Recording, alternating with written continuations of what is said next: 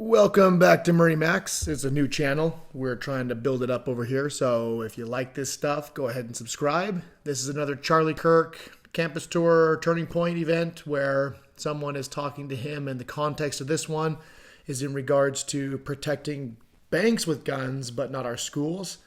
And as usual, I haven't watched the video yet, so we're going to watch it together and let's see what we got. Hi, Mr. Kirk. I'm a student here, and I really appreciate you being here today to speak with us. I care a lot about protecting children and know that you value life as well. I understand that mental health and drug issues are a big part of the violence that we see every day in America, and I know that there's no black and white solution, but wouldn't implementing stronger background checks, especially for high-powered weapons like AK-47s, be a more reasonable and effective step to prevent school shootings and protect the children? Sure, fine. So first of all, it is very difficult to purchase an AK-47. You're probably talking about an AR-15. That's probably what you're talking about, which is not an AK-47. We do have those background checks in a lot of states. I do have to ask, I like Charlie, but the background check and process of purchase for an AK-47 is the exact same as it is for an AR-15. That's just a little side note. do you feel safe in California walking the streets at night in Los Angeles as a woman?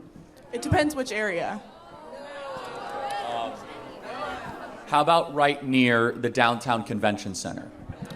Not necessarily, no. So remember, our goal is a safe society.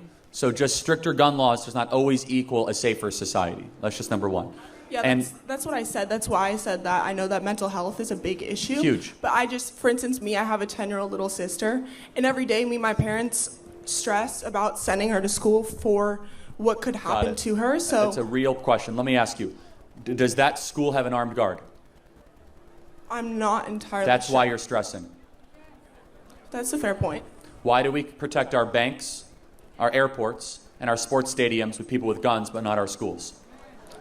I think that that's a fair point, and that... And I'm not discounting, the background check thing, but it's incredible moral perversion. You can't get in a Dodger Stadium without seeing 50 cop cars and people with guns everywhere. You can't go to LAX without going through basically a demilitarized zone.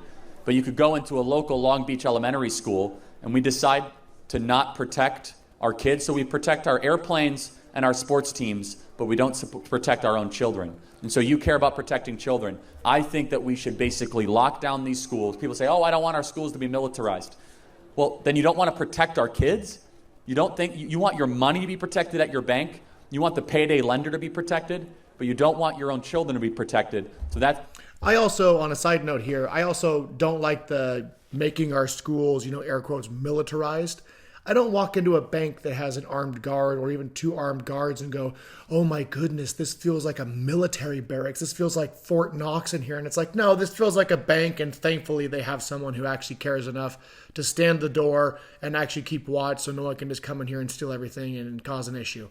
It's like even the same politicians who try to argue against guns and things like that are also the same politicians who are surrounded by people armed with them to protect them. But, it's also no different than the climate change, people flying on private jets and all that stuff. But that's a different issue. Let me know what you think in the comments about an armed guard in schools or even multiple. Number one solution, all that, and then I would end on to it. Listen, a lot of mental health problems. I have a different view. I think gun ownership is a right, not a privilege, and I don't think the government should get in the way of our right to be able to own firearms. So what do you think that do you think that the government should get involved in adding armed guards to schools, or Yes. why isn't this more talked about? Because I feel like in other states it is. Gavin Newsom would refuse to do this, of course.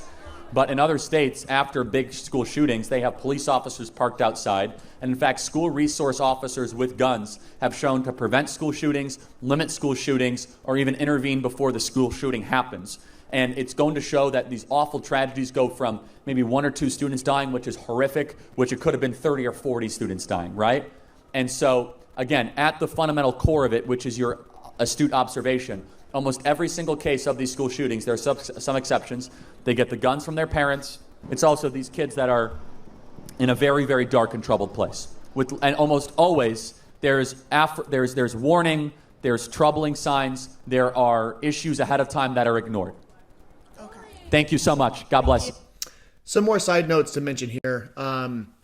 this whole issue, I had a high school that had at least 2 police officers on campus, and it wasn't in a bad part of town. It wasn't a school that had a history of, gun related or even any kind of weapon related violence.